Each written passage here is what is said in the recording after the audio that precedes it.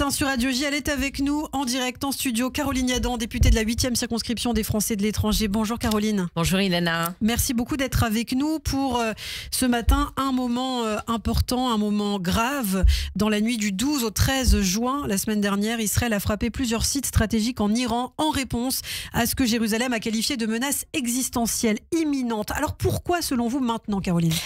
Eh bien parce que les services de renseignement israéliens, mais aussi Raphaël Grossi, directeur général de l'AIEA, l'Agence internationale de l'énergie atomique, ont tiré la sonnette d'alarme. Lors de sa visite à Téhéran en avril dernier, Grossi avait constaté des violations continues de l'accord nucléaire de 2015.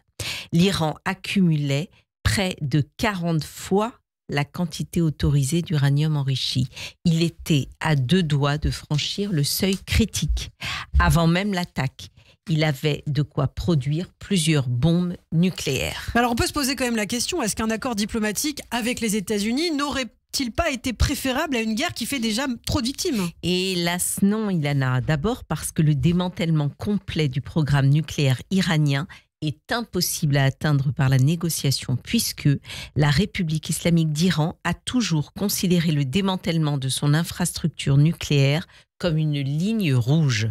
Or, selon l'expert nucléaire David Albright, directeur de l'Institut ISIS, même si l'Iran ne conservait que 5% de son stock actuel, il lui faudrait à peine 25 jours pour fabriquer une bombe. Ensuite, parce qu'un accord diplomatique aurait en réalité renforcé le régime. Il lui aurait permis de tirer des bénéfices économiques, de se réinsérer sur la scène internationale, d'augmenter ses capacités militaires et de relancer l'axe pro-iranien. Enfin, il aurait mis fin à une vulnérabilité inédite. Affaibli par les frappes israéliennes d'octobre 2024, privé de ses relais régionaux que sont le Hezbollah, le Hamas et les Houthis, et sans l'appui d'un régime syrien désormais effondré, l'Iran n'a jamais été aussi exposé. Donc Israël n'avait pas le choix que d'attaquer maintenant ? On a toujours le choix, Ilana, mais lorsqu'on fait face à un régime islamiste, autoritaire, théocratique, expansionniste, dirigé par des fous d'Allah qui rêvent de votre destruction depuis leur avènement, l'hésitation est un luxe dangereux. Les massacres du 7 octobre ont démontré, si besoin en était, que cette haine n'avait rien d'abstrait. Que cette opération israélienne relève donc bien d'un acte de légitime défense anticipée, tel que reconnu par le droit international. Le danger était clair, immédiat, irréversible. Israël ne mène pas une guerre totale. Il cible précisément les infrastructures militaires pour protéger sa population.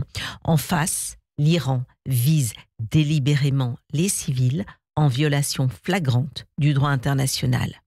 C'est ce que nous rappelle le président d'Israël, Yitzhak Herzog, lorsqu'il déclare « Nous n'avons pas voulu cette guerre, mais rien ne nous en dissuadera.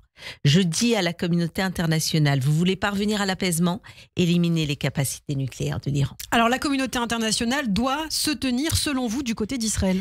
Cela ne fait aucun doute, Ilana. Depuis des décennies, la communauté internationale a échoué à freiner l'ascension nucléaire de l'Iran et à endiguer sa menace. Nous sommes à l'heure de vérité.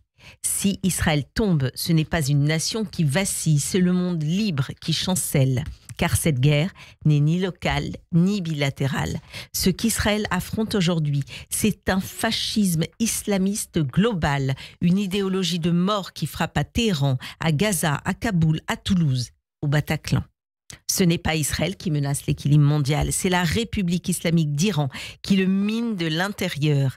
Israël est aujourd'hui une digue, un rempart, une sentinelle avancée de nos valeurs. Et nos démocraties, trop souvent molles et hésitantes, doivent se réveiller.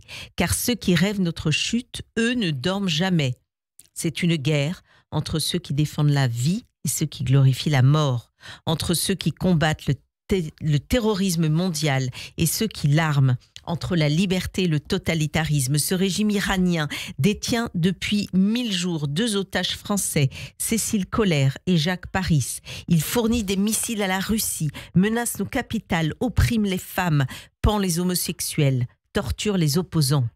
La communauté des nations doit se tenir aux côtés d'Israël et du peuple iranien qui aspire, lui aussi, à sa libération du joug des mollahs.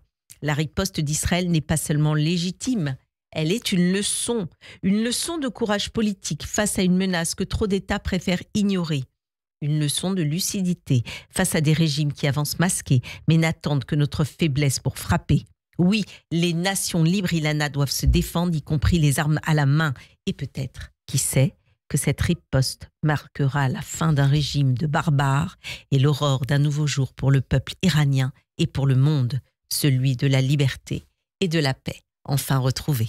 Eh bien, merci beaucoup. Merci Caroline Yadan, députée de la 8e circonscription des Français de l'étranger. On va évidemment continuer à parler de cette guerre Iran-Israël dans quelques instants avec Pascal Zonshine à Jérusalem qui va faire un bilan de la situation. Et puis tout à l'heure avec Christophe Barbier à partir de 7h45 pour son édito. Comme chaque lundi matin, il nous dira lui ce qu'il en pense, le regard qu'il porte sur cette actualité. Merci beaucoup Caroline et à très bientôt. Merci Lana.